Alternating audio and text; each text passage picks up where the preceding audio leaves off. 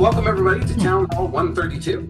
My name's John Best. It is March 26th, and we've got some real super exciting things to go over today, and a great guest. If you haven't already noticed, Roger's been vocalizing and talking, but we'll get to him in just a minute. Let's keep moving here. We're going to talk a little bit about me and Mike. My name's John Best. I am the CEO and co-founder of Best Innovation Group. We do a lot for credit unions. Lately, it's been a lot of mergers. And a lot of other just sort of projects in the digital space. And we have our innovation club, which we'll get to in a minute. Cool. With me is, I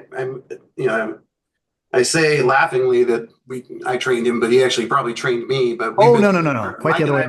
Working together for 20 years at least. Decades, literally decades, John. Yes. Decades. Yeah, we're into decades now. When I met you, your twins weren't twins. No, I don't think they were here yet. No, they weren't.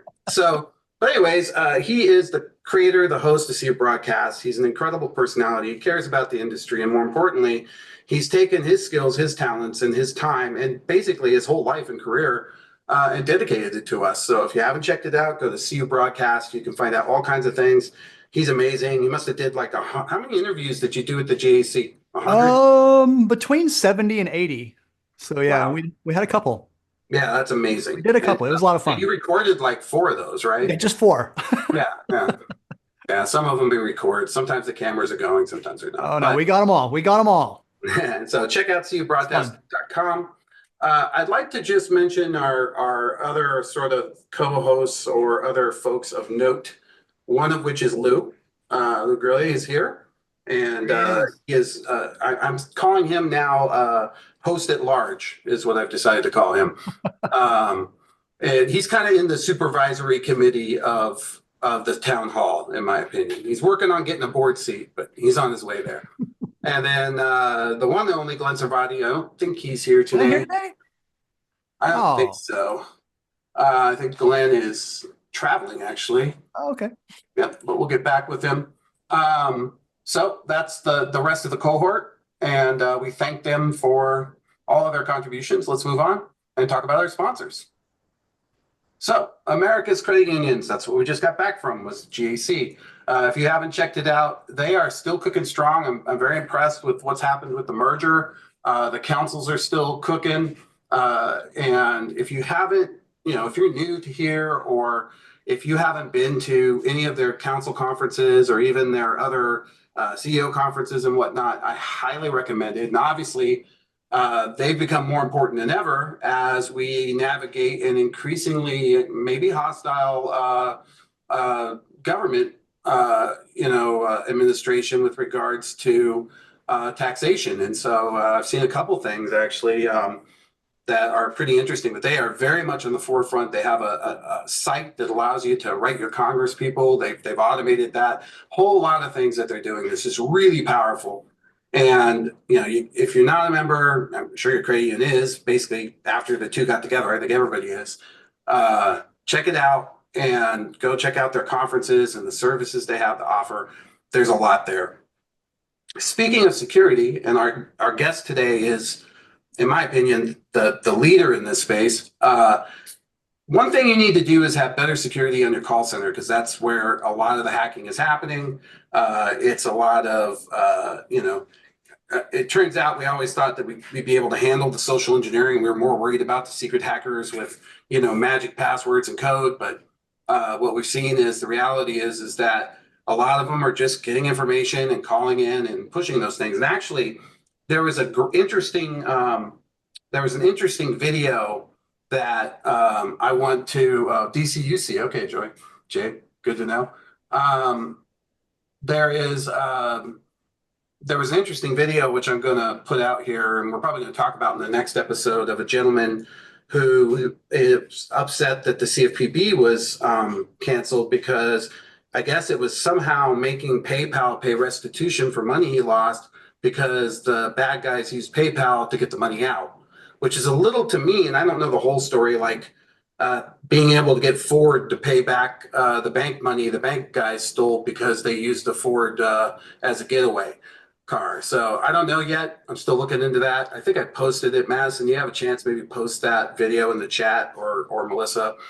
But I think it's curious. But one thing for sure is that wouldn't happen if you had something like the Luma that's using a biometric, in this case, the voice, quickly and very easily doing passive voice authentication. That means they don't even have to do anything.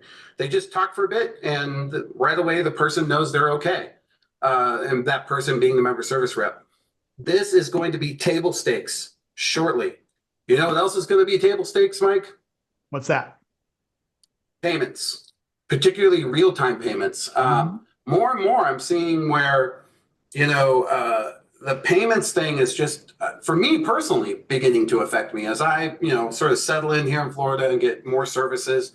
I got people that want to be paid Zelle. Another guy wants to be paid with Apple Pay. Another guy wants to be paid this way and that way.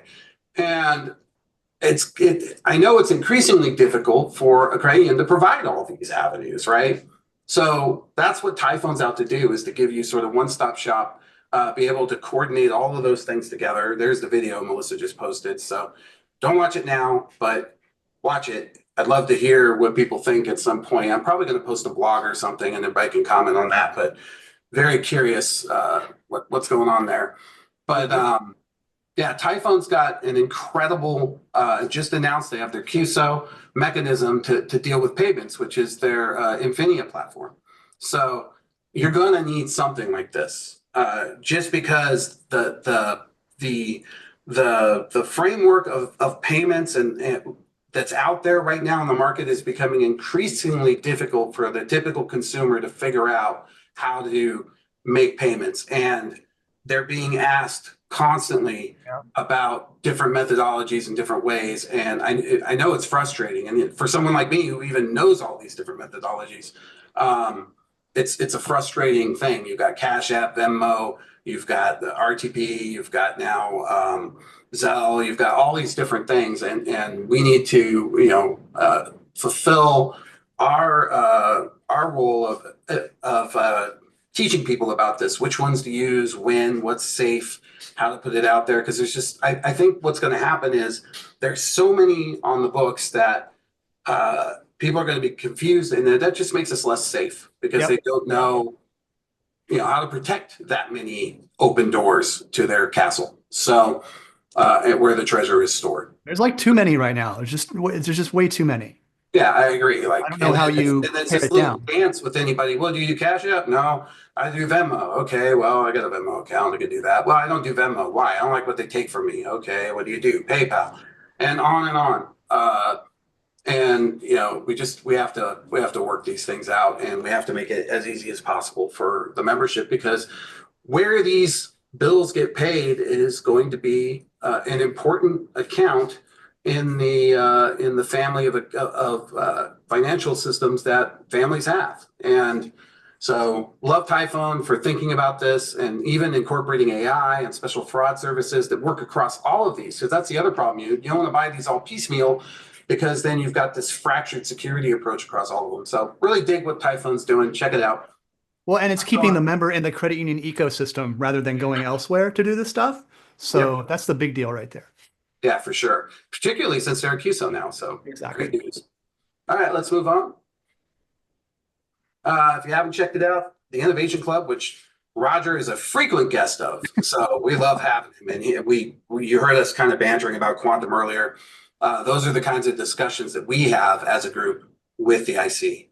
And Roger, we started talking about quantum in 17 or 18. So we were looking at this long before it happened, talking about what the ramifications were, understanding what it means to Ukrainians, understanding what it means to security. And that's the kind of thing we do at the Innovation Club, is try to get ahead of that curve. And we bring people into the mix like Roger, who can help us understand these coming complex technologies and the risks, that are involved with it, but as well as the opportunity. And I love that Roger always keeps both those in mind. So without that, let's talk about the man, the legend. I think the next one is probably bingo, or is it Big Go. Hey, have you played Big Go? Because we have a bingo site where you can go and you can make your bingo card. It has all these predictions on it. A lot of them just recently have come true really wildly. Like Bitcoin. I think Roger would be good at this game. Roger would be great at this game. That's why he's not allowed to play. But yeah, there's a whole lot here, and I've got some exciting prizes. I've been working on talking to some folks for what I think will be very valuable prizes, and hopefully next town hall I'm going to be able to announce all those. So very excited about that, and yeah, it'll be interesting to see. Interesting 33 came close to hitting when the Fed. They didn't touch anything this last round. So we'll see if we get there. But yep, lots of stuff hitting. All right, let's move on. More of these. Yep, check it out. All right, so the man, the legend, Roger. So Roger's a seasoned computer professional. He's got 30 years of experience in the IT industry. He is the data-driven defense evangelist at KnowBe4. He specializes in host security, identity management, malware prevention. He's authored 15 plus books, more than 1,500 national magazine articles on computer security. He's a frequent speaker at national conferences. He's held positions at major companies, including Foundsdale, McAfee, and Microsoft. And his new book, which I highly recommend to pre-order, is talking about hackers and malware, what the framework is, how to address these security issues. These are not going away. They're just going to get worse. As a matter of fact, we're already seeing that, particularly with AI. AI is going to enhance the capability of all bad guys. I'm sure Roger will get into that, but I'm excited to have him here. And then, Roger, you said you just got your copy, right? Yeah, it just arrived about an hour ago. Oh, so gosh. yeah, I don't think it'd be pre-ordering, but always exciting whenever you're an author and you get your book. Even if it's your 15th book, it's always exciting. You feel like you accomplished something. Yeah, I know. When I got mine, I was like, wow. I remember taking a picture in the kitchen with it and going, wow, I did something. Also, we didn't talk about this one, but fighting phishing is also really important. These are just, I think, have-tos for your senior staff, for your staff, and should be involved in your security training. So with that in mind, Roger, tell us, man, tell us how this came about and why you started this one. What do you see out there as a whole that this book needed to be written, and tell us about the framework. Sure. So yeah, again, I've been doing this 36 years since 1989. And I started, I've been doing it long enough, earned all these gray hairs that I started to notice that all these solutions that were supposed to stop hackers and malware just were not working. And we'd have the next generation firewall and the next generation, hey, you don't need to use antivirus, you need to be using endpoint detection response, and we'll give you $1 million if you get hit by ransomware. And anyways, you see enough of this stuff come and go over the decades, and you realize that it either doesn't work, it certainly doesn't work as well as it's touted, and it certainly isn't stopping, the hacking storm of malware and stuff. So starting back around 2000, I started to think about, hey, why is hacking so bad? And then what would it take to fix it? And I've actually been writing about how to fix the internet. I called it Fix the Internet. I had white papers called Fix the Internet. I started writing about it in InfoWorld magazine. I was the InfoWorld weekly security columnist for 15 years. And I started writing about this in 2005. I wrote a white paper for Microsoft sometime in the 2000s or whatever. And but eventually I said, like, man, I need a book. And I presented this. So I've been very consistent about this solution. So again, what I'm trying to do, and let me say, my career goal is to significantly secure the internet, to make it so hackers and malware don't live there, or it's a very small percentage of it versus what it is today. And if I accomplish that in my career, I got 10 years left, I will consider my career a success. And if I don't, I was a failure, because I've been trying and working at this a long time. But, I just decided, instead of just doing white papers and articles, hey, I'm going to write a book and try to use the book to see if I can get some stuff done. But this is a pretty perfect group to ask the first question, which is why, if you're to say, man, there's so much hacking and malware and social engineering and all this stuff on the internet, what is the primary underlying problem? Why do we have so many hackers, so much malware, so much social engineering? Why do we have so much hacking? Why is that? This is a great group to ask that to. Because there are sponsor governments that are using that for income, like North Korea.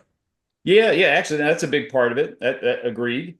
But let's say, how is that nation state, if they're attacking you, if they're going to steal your money, steal your cryptocurrency, how are they able to be successful? So I agree that nation state's a big part of it.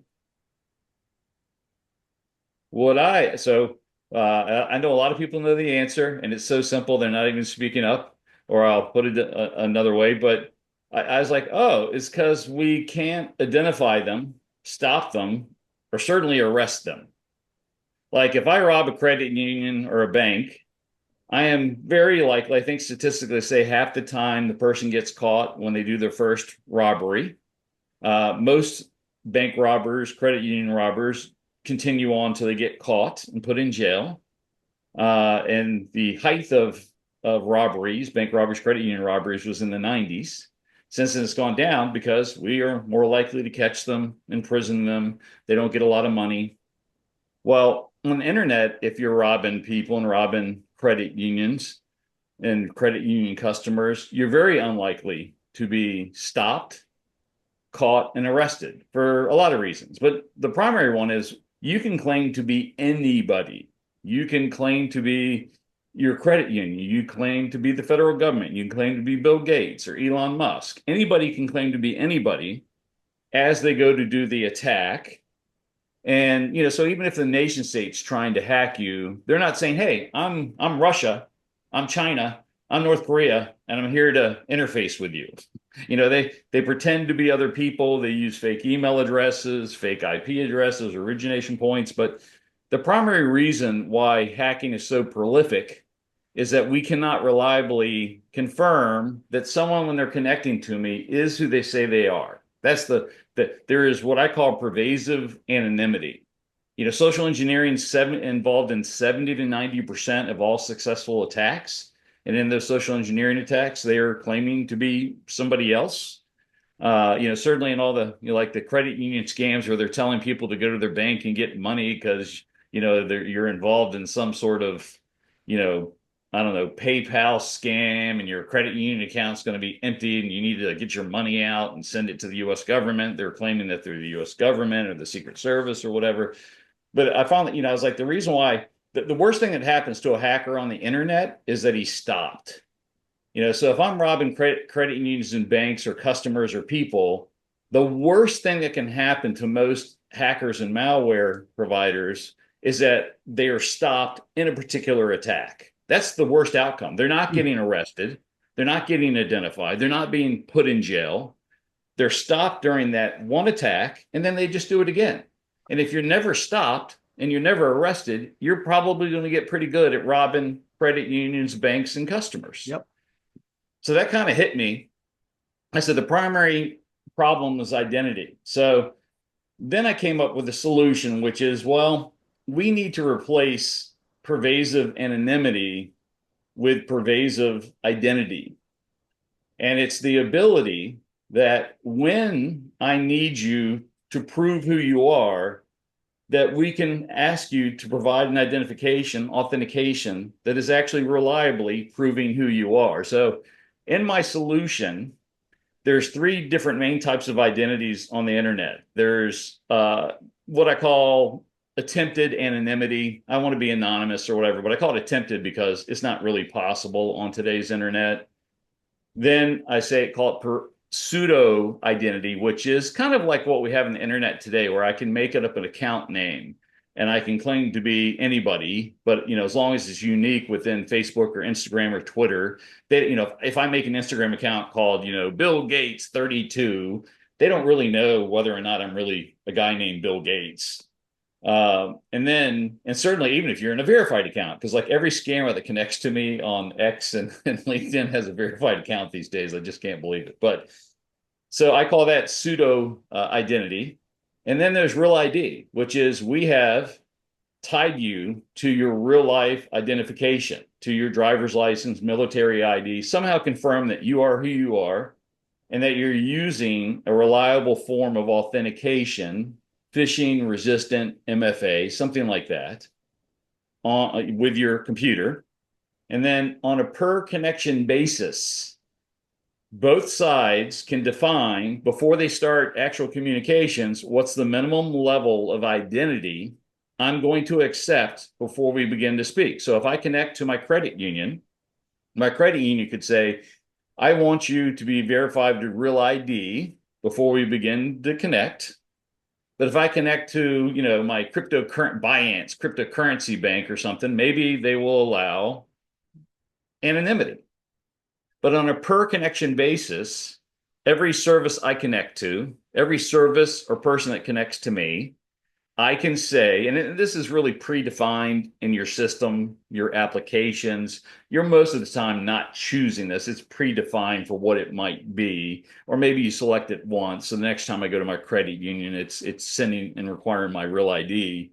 But on a per connection basis, both sides of the connection can define what's the minimum level of identification that's acceptable before you begin connection. Like I could say, okay, before someone can send me an email, anybody can send me an email, but my requirement, Roger Grimes' personal requirement, is you must supply your real ID as part of authenticating and sending me email. And if you don't agree with that, that's cool, but you can't send me email. Today, your email server must accept every single connection, whether it's anonymous, pseudo identity, or real ID, and process it. And it might, there might be some type of anomalous thing going on. It fails the DMARC checks or something like that, but your server still has to accept that connection and process it. So with my internet, and let me say, there's a bunch of stuff to my internet, fix the internet solution, but the primary one is that it's based in the idea that if I need to know someone's real identity, I can get high assurance that I really am talking to John Best or Michael Lawson, that there's this incredibly high chance that I'm talking to them. And additionally, and let me say, I got a lot of technologies that we make secure devices, secure operating systems, secure apps, trusted networks, and all the technology for all of that to make sure that you really are coming from your computer. It really already exists today. Literally, I don't have to make up something new. It already exists. Real ID, high assurance, real ID, good authentication already exist, proving that you really are coming from your device where you say you are, that already exists. We just have to use it more pervasively and replace pervasive anonymity with this pervasive identity if somebody that's connecting to you wants that sort of thing. But I do have a new service, which essentially is like a DNS-like service. It works at the nation level, stops at the nation level, I guess. But basically, when someone connects to you, it will be one packet sent to this centralized DNS-like service that basically just says, has this connection been reported as malicious, previously reported as malicious, yes or no? And then your computer system will get back one packet response from the DNS server that basically says yes or no. And you can ask it other questions as well, but its central one is if somebody gets compromised, if Roger Grimes' PC gets compromised, starts sending out spam or connecting to people in a bad way, it can be reported to the centralized service that will investigate to see and confirm it, and then can mark it as reported as malicious. And then everybody getting a connection from me or my computer would know, oh, this PC is Roger's PC, but it's been reported as malicious. And that flag can be removed. I finally find out, oh, my computer is compromised. I clean it up, and then that flag gets removed. You know what strikes me about this, Roger? The whole paradigm, and we had some discussion about this, but we kind of already do it, with credit cards. If you think about how credit cards function, we have a way of reporting the compromised cards. We have a way of taking action on that. We have a way, yet we don't have this for identity. I mean, there's been obviously some pieces, but I like where you're going because, when you talk about KYC or whoever the issuer is of the identity, I think of it like a three-way handshake or similar to an SSL handshake, right? Which is there's you, there's, how do we validate that a website is correct? Well, there's an authority that issues the certificates, right? And we did that for the websites, but we didn't do that for the people. And so when you think about this paradigm that you're talking about and being able to blacklist things, it's like all of this exists in lots of other places, but not in probably the most important place ever. And I love that you're onto this and thinking about it, which is the internet, because you can gain access to all those numbers. It's almost like you're guarding the safe inside the castle, but you're not guarding any of the doors to get into the castle. So if they get there, you just got to fight them off from the safe. But that's as far as you Yeah. can go. Yeah, think about, someone calls your customer, claims to be with the FBI, and I need you to get your money and move it from the credit union to this safe house, FBI bank account. That's a really common scam. And it'd be nice if the person being connected to over the phone or the computer could see, is it really from the FBI? Is it really from, a lot of times it starts with a PayPal scam or an Amazon scam, but they could immediately see, oh, this is not an authorized identity for Amazon or the FBI or the Secret Service or whatever they're claiming to be. Even on the website with an SSL certificate, if you don't see the lock, it's not real. It's fake, right? Well, and let me say, websites get compromised all the time. Matter of fact, 10% of all new websites are malicious, and the average malicious website only exists for 10 minutes or less, according to Google. So that's why you need this automated DNS-like structure. I want to say a digital certificate, all it says is that that domain address is correct. It doesn't mean that the place is healthy. Oh yeah, yeah. That's Compromised. like EV, that goes further, but it still has this paradigm where there's an issuer that presumably is giving credit on your behalf to someone else. I would no way want to use that structure, but I'm just trying for the folks listening to think about it, because the Crayon could be the one that does that. We already check your ID.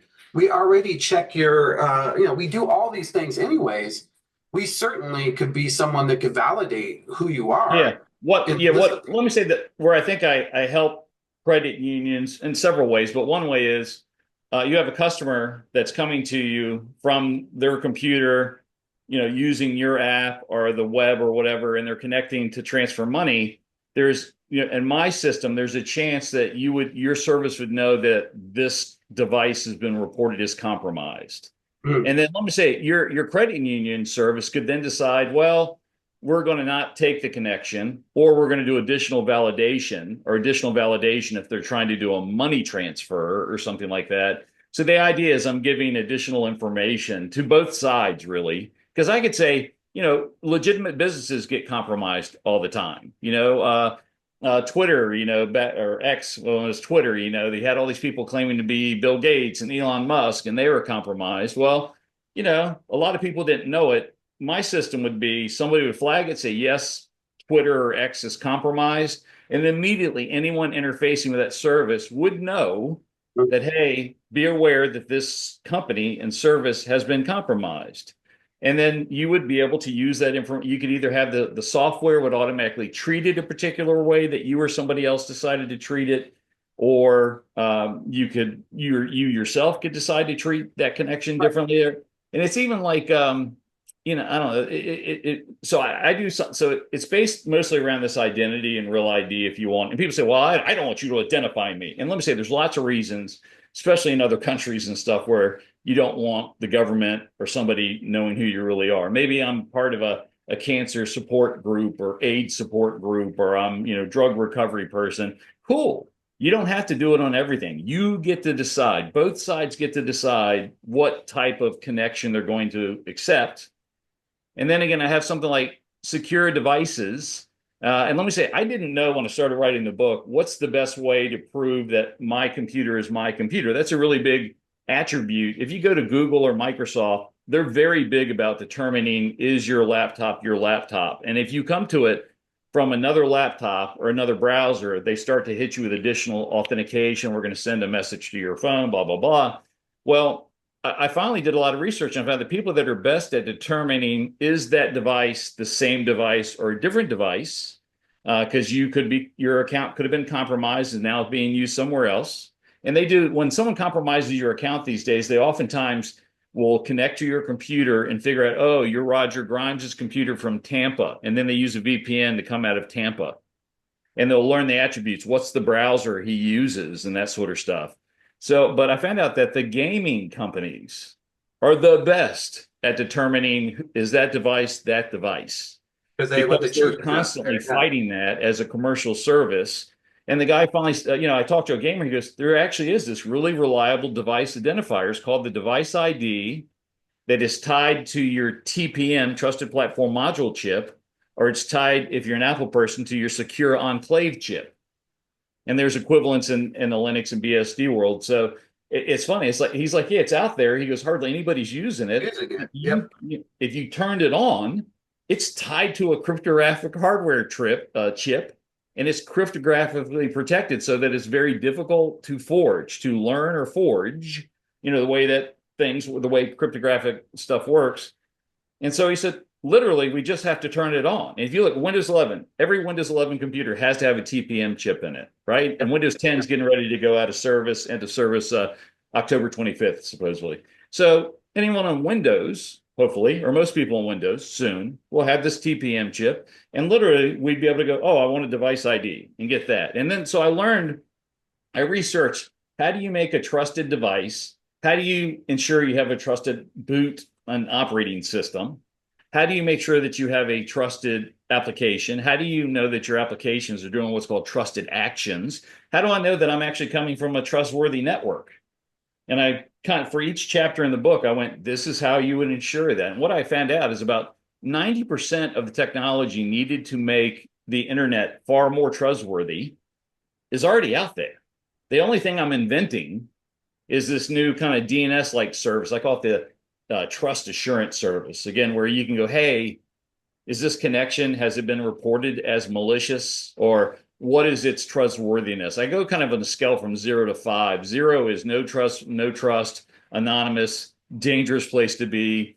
And then the regular kind of trust on the internet is 1, 2, and 3. And then 4 and 5 are the highest levels of trust. 4 and 5 are identical levels of trust, except for 5, the highest, is actually controlled by your nation's government. I am recognizing that at the highest levels, classified data, hopefully not using Signal, but that, and I even thought about like, where should the Internet Trust Service go, that DNS like so really it has to end at the nation state level, or maybe you have an alliance of nation states, issuer, like Five Eyes, because China's not going to trust what we say is trustworthy, right? Because our spies are trying to break into China, and we wouldn't want China to know that person's not who they claim to be. So I thought, oh, you really have this, our court systems end at the federal level, the national level, and maybe an alliance. So that's it. And what I say kind of in the book is, if you don't like my solution, that's cool. I just want to hear your solution. Would it work? My solution doesn't have to be the one that wins, but we need to stop pussyfooting around. I'm saying pussyfooting around as I watch a dog go by, and really come up with a solution that's going to work instead of all this stuff that 36 years hasn't worked. Right. Yeah. And so what you're suggesting, if I lay it out for the Cranium folks, is I go to connect to home banking. There is presumably a service somewhere. I've registered my device with that service. Real ID is an example, is an ID service that was put out in 2005 that some states are using and others aren't. But let's just pretend that there's some way of validating. And what it does is it incorporates the unique device ID that is included in this chip. And what these chips are for, actually, the TPM chips were initially started also as part of the NFC, so that it would solve the problem of calculating pins, and that sort of stuff would be done there after the Target hacked. Because remember, Target, they were able to get into the chips and see the offset for the pin calculations, and that's how they compromised so many cards.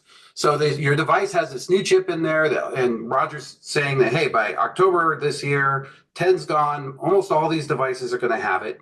And in this device is a unique ID for that specific computer that cannot be replicated, unlike a MAC address or an IP address or any of this other metadata that we commonly has become part of the lexicon and we commonly associate with devices. But this particular thing cannot be duplicated nor known by anybody, even if they get into the machine. You know, let's just say that it's non-trivial, right? It's not trivial, right? So I register it. Then when I go to log into home banking, there is a service somewhere, and if this is a protocol, it could be more than one service. And it's a service that says, "Hey, let me just take a quick look at this device ID and the metadata associated with it, and see what the risk factor is." And that risk factor is from 1 to 5, and you decide based on that risk factor. So you might decide for a risk factor with 5 being the government one. And what number would you be looking for if you were running a credit union? 3, probably 3 to 4, maybe. Anything under that, you might let them see balances, but you probably wouldn't let them change an address, nor would you let them do a transfer, nor would you let them set up a new bill payee, those sorts of things, which is the number one thing they do. And I think you're right. This is a long time coming. And the paradigm has been broken for a long time because these pseudonyms that you mentioned, which is our identities on the internet, are one, you mentioned this, they have to be unique, but they're sort of unique per domain in the sense that, you can have your pseudonym as long as it doesn't collide with someone else. And the gaming industry is a great example. So like Xbox is, in the Xbox network, there can only be one R Grimes, and if you want to be R Grimes something else, you'll have to be, R Grimes 25 or something, to know where you are. Problem with that is that it does nothing to actually determine who you are. But what you're suggesting is that with this service, that other things could blacklist it. So for example, let's say that, and this is where I'm curious, and the question I want to ask. So let's say that, as you said, it's non-trivial, but it can happen. So Roger logs into this credit union's home banking, and unfortunately, he has been compromised, but it hasn't been announced yet. But theoretically, to your point, and you said this a minute ago, it could be reported, and then immediately, not after propagation, not after everything else, immediately, everyone could know. And I believe blockchain would be a great way to look at this, because you're going to need some sort of immutable ledger of who's been reported. Because being able to blacklist things is certainly a power, if you will. Because you look at like the real-time black hole list for email, which you mentioned, or you didn't mention it, but that's an example of a service kind of like that. But I think that service is a failure in a lot of ways because it gets ignored a lot. And then people went on to some other kinds of In my world, that top level service is a funded service. Everybody pays. Yeah. Either the government funds it or it's a small fee for every internet connection. Doesn't have to be huge, but we have to fund it using the best of AI and human loop and aggressively respond to stuff. And let me say, lots of companies, Microsoft, Google, KnowBe4 that I work for, we all have these blacklists or gray lists, block lists and everything. And we keep them for ourselves and our services. I would ask, hey, once you've got something reported confirmed as malicious, report it to the centralized identity, right? And the bad guys, they're using, each person in the bad guy is using a single device or maybe using a virtualized machine coming from a particular service, but they're coming from a particular network or using a particular link or email. They're creating a fake I got a fake Gmail address. I'm going to start doing this and pumping it out. Well, if every time they're using these fake things, they're getting quickly reported, you're cutting into the economics and increasing the cost of what they're doing. And eventually you can say, listen, we're going to permanently blacklist this network or this domain registrar or whatever, because they're not doing their job. Right.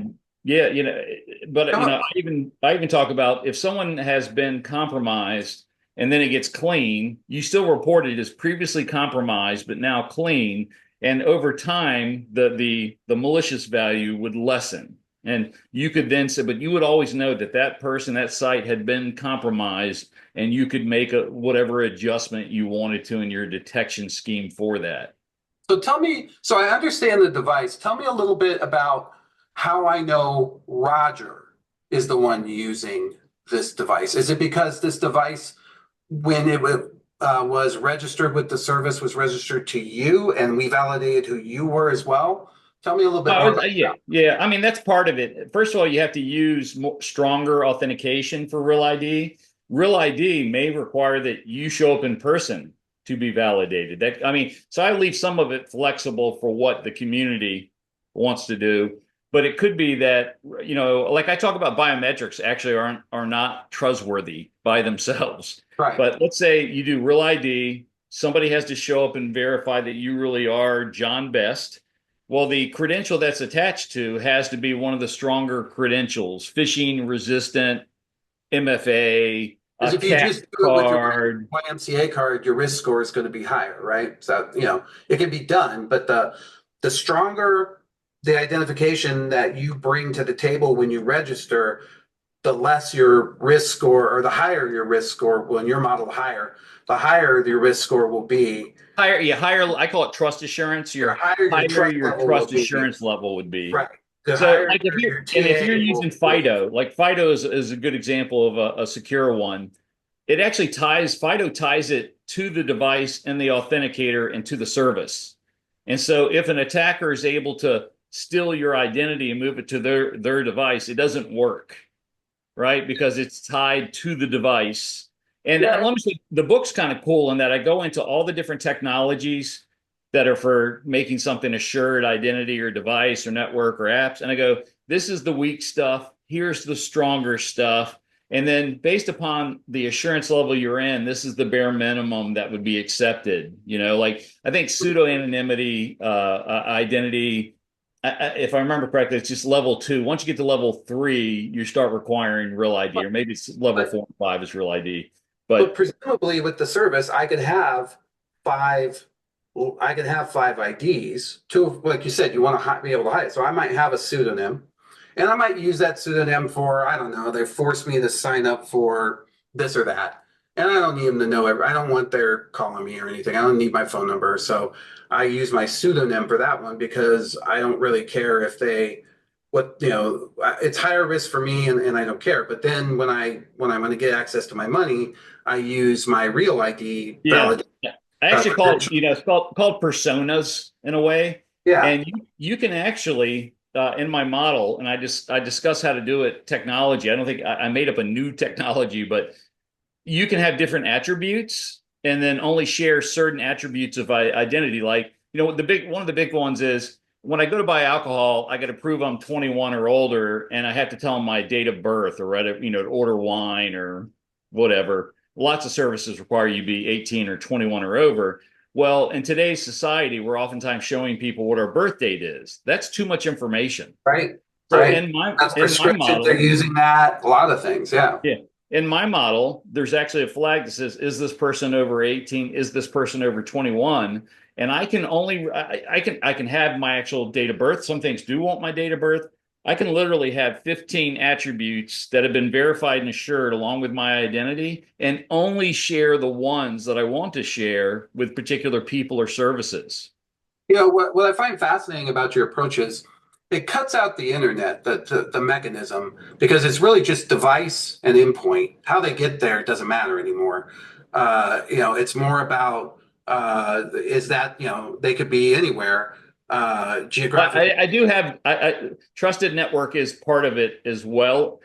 And the nice thing is, you or your service or your router can decide which things are important to you and right. which ones the system provides you the information of the trust assurance level of the different components. So you could have a high trust assurance level, 3, 4, or 5 for your identity, but maybe your computer is only a 3, maybe your network's only a 2. Mm-hmm. And your router or device, again, pre-programmed, most people aren't making these decisions, will tell you that this is or isn't a trustworthy connection, or is it higher risk, and there needs to be more validation, or, hey, I'm not even going to accept this. Roger Grimes said, if Real ID is not part of this, I don't want the connection. Interesting. And would that also extend to services? You mentioned Signal a minute ago. So would Signal be ranked as in your model as, hey, this is good for personal communication, but not good for national security or something along those lines? Well, yeah, exactly. So there's plenty of applications. Like even last week, I read that the Android store had like 300 apps that were and turned out to be malicious. Yeah. The nice thing in my Not system is, surprising because they don't vet them. So well, they vet them, but they don't do a good job. not But any in my real. system, those could quickly be reported by anybody, verified, and then immediately anyone using those apps would know that they've suddenly become a trust assurance level of 0. And then you and your services connect, like Signal. To use Signal, the U.S. government announced last week that Signal had been compromised by the Russian government. Wait, Well, wait. What? I didn't see that. How is that not all over the news with what everything's going on? it's in there. If you look, it's in there. So they got announced that they were compromised. But Wasn't one of the dudes on that thing in Russia? yes. Was he on their network? Never mind. I don't want to know. Yeah. Okay, Anyways, that's not what this is about. Go ahead. But I mean, so the thing is, and let me say, Microsoft gets compromised, browsers get compromised. Everything, yeah. This is not special. This is cost of doing business. But you could at least, if you're using Signal, and then we learn that it's been actively compromised, well, hey, its trust level could be reported by the National Service as becoming less trustworthy. And then again, you and your and people using it. Instead, John, you're like, what? What are you talking about, Roger? I didn't see that. You're making informed decisions about what you're using, and presumably good services will do that in a way that presents it to you where you can see it when you're in the solution. Very similar to what we were talking about with Luma, where the product Luma does a voice a passive voice verification, and on the screen for the MSR they get a yellow, green, red, to know the level of authentication. Yeah. So I actually I could show you. Actually, it's kind of a cool. If you've not heard of, there's a really cool operating system out there called Cubes. Let me see if I can show it. But the cool thing about it is that it allows you here we go, the kind of color code. Let me see if I can get this, share this. I don't know if I have the ability to share. I'm just curious if something like this existed out there for all my Cranium peeps on the call. So this already exists. Would want to be in it. The Cubes OS has been around as a free operating system for 10 years. Yeah. Anyone can download it. But what's cool is it allows you to create these different levels of assurance. It automatically assigns them different colors, and you can run different apps, different operating systems, and it's all on one desktop. So, and let me say that Microsoft and Apple have both been trying to get to this model. They're probably 10 years away, but they're trying to get here what Cubes has had for 10 years. But it allows you on a single desktop to create different connections, different apps, and have them to be at different levels of assurance. Interesting.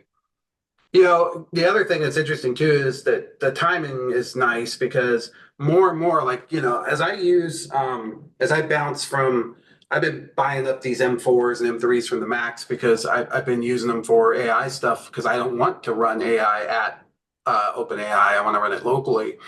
And, I'm finding that the browser-based platforms for Word, for Office 365, for all those products are very, very full-featured these days.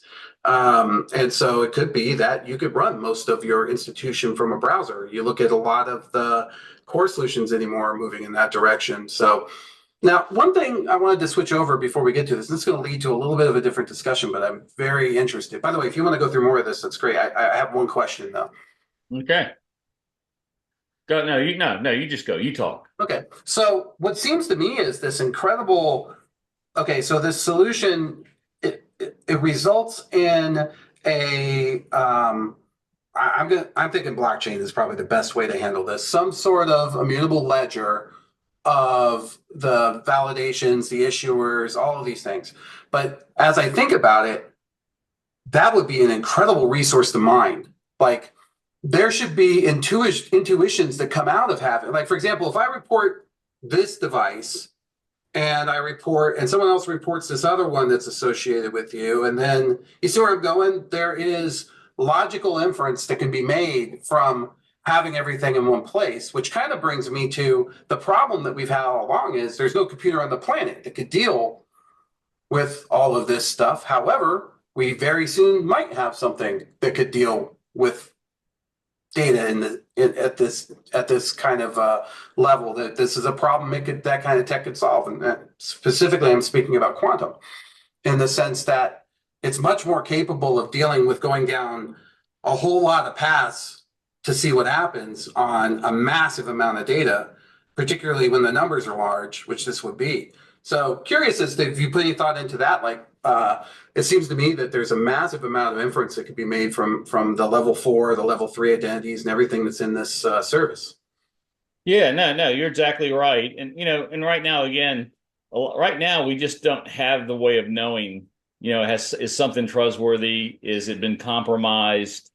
And in this case, the example on this screen is I'm using Microsoft Outlook and I'm using a level 4 higher trust identity. But if I wanted to, I could switch and go to something like a level 3 or a level 0. So on a per connection, per application basis, you could change the level of assurance and your identity, your persona that you wanted to associate with that app or connection. Just curious, in your personal opinion, would the application Outlook be more secure than the browser version of Outlook? I don't know. Actually, I don't know. I mean, because they're both very complex pieces of code. I will say that in general, the cloud versions of applications have been proving themselves to be more secure than the on-premises versions. Is that it's easier to update those, you think? Yeah, well, if you look at like when Microsoft or somebody's reporting something been compromised, oftentimes the identical cloud version service has not been compromised, and they're able to update it without any downtime. And by the time they're announcing the problem, they've already updated it. Versus on premises, it's left up to people. Microsoft Exchange, been a ton of 0 days in Microsoft Exchange. Almost none of those apply to Office 365. And if they did, they could update them before they even tell you about it. Right. Yeah. And well, that's what I was curious about, because like that last one, would also include platform, right? So the Mac OS one might be, might have been compromised because it's a completely different code set than the Windows one. And so, yeah, I can see how that goes. Yeah, this is an example of where I'm running, let's say, Microsoft FTP service, Identity 4, level 4, so higher trust level. And then somebody's trying to connect to my FTP server, but they're only level 3. Yeah, because when SAP was written by, who knows, it's been out there forever. Yeah, so it doesn't automatically let them connect, but I'm given a prompt, or this could be the service could automatically answer it. Hey, it's a level here, or here's a level 4 connection coming in. They're using a trusted application, an FTP client, but it's what's interested here is that their identity is level 4, but their application is level 3, and they're requesting read-write permissions to your service. Do you want to allow? So again, you get this confirmation of what level, and let me say, the GUI would look better than what I have. But here's another example. Every time someone sends you an email, every time you see a link, the service would go to the DNS service and go, has that been reported as previously compromised? And what's its level of trust? And every single link and email address and connection attempt would automatically get a color around it. And if you saw green, you would know that it is a high trust, verified, hasn't been reported as malicious connection for everything that has a link or a URL. And immediately, to your point, that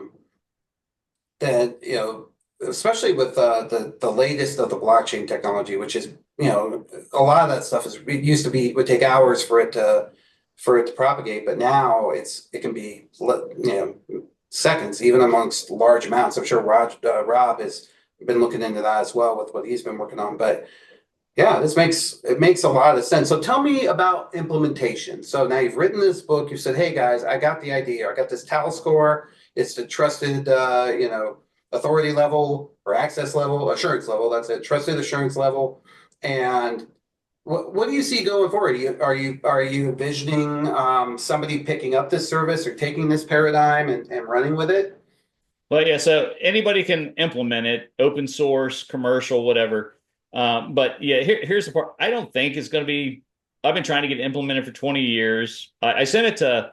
I'm friends with Jen Easterly, former director of CISA, and I sent it to her. And she's like, that's aggressive. And let me say, I don't think that all government and law enforcement wants to make it easy for people to tell when somebody's using a fraudulent identity. It's harder to do your Stingray attack, things like that if people know who you really are. But Stingray being the platform that does cell phone spoofing, right? yeah, Stingrays to be able to intercept and make your cell phone connect to my fake connection point. Yeah, I pretend to be the tower. Yeah. But so I hope the book starts the conversation.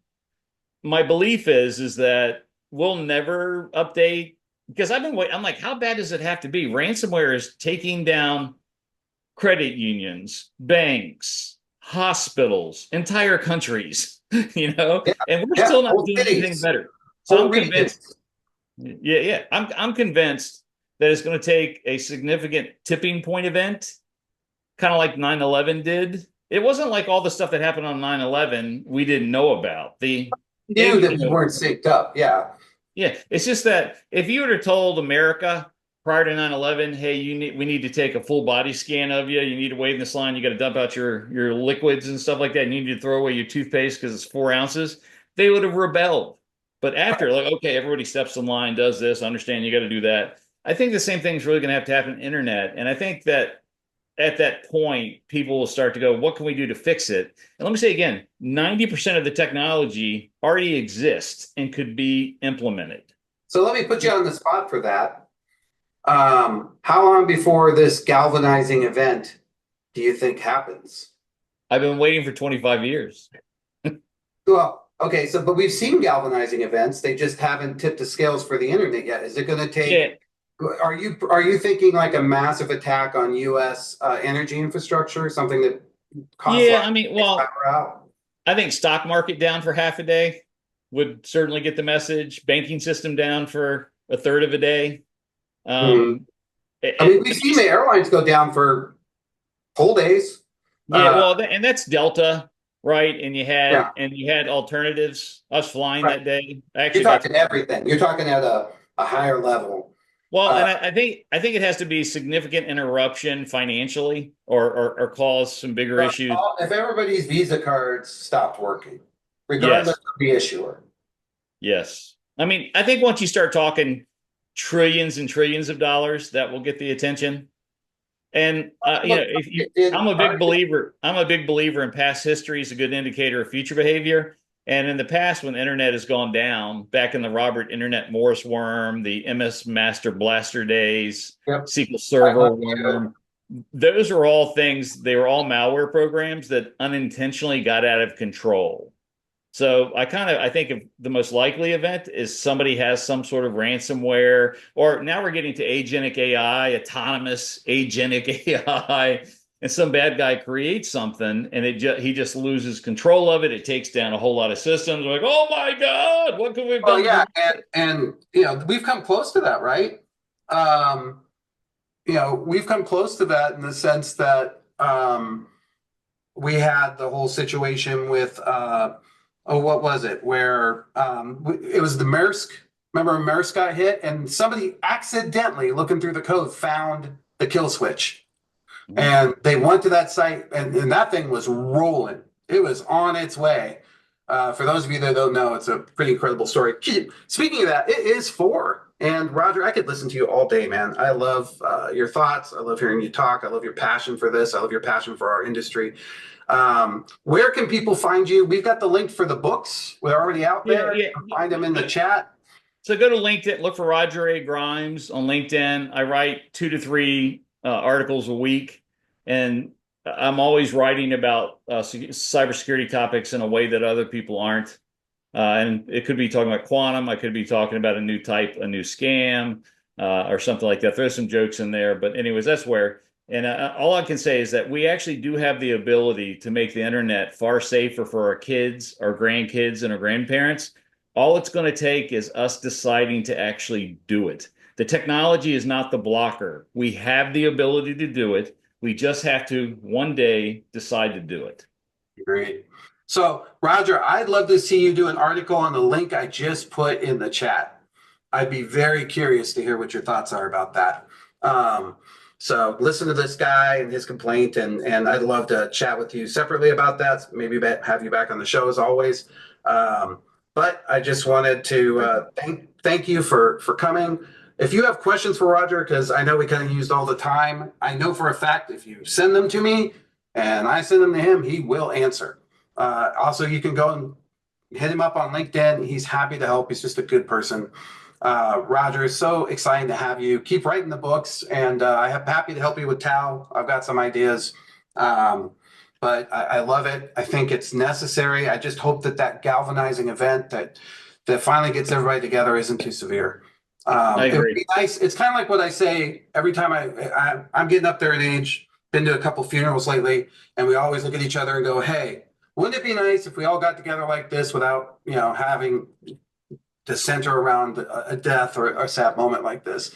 And I think this is one of those things where if we wait too long, it's going to be the consequences are going to be pretty terrible if we keep going. It's the Wild West. So, all right. Well, thank you, everyone. Yep. And we'll be back soon. So come check it out. Watch that video. Email me. I think I'm going to write some sort of blog on it because I'm still trying to learn more. But it just caught me. It caught me and fascinated me. And this guy's claiming he got hacked. And for those of you who have a quick minute more, and he was getting restitution because the bad guys used PayPal to take the money out of his account. But PayPal didn't cause that. So how are they on the hook for it? I was just curious, and but maybe I'm missing something. But when the CFPB shut down, PayPal stopped paying. I guess there wasn't anybody to enforce it. Or how was it being enforced anyways? So I'm so curious about this one. And I think it's worthy of discussion, because if that's true, then why, maybe the credit union would be on the hook for the money in the future. I don't know. Anyways, check it out. Watch the video.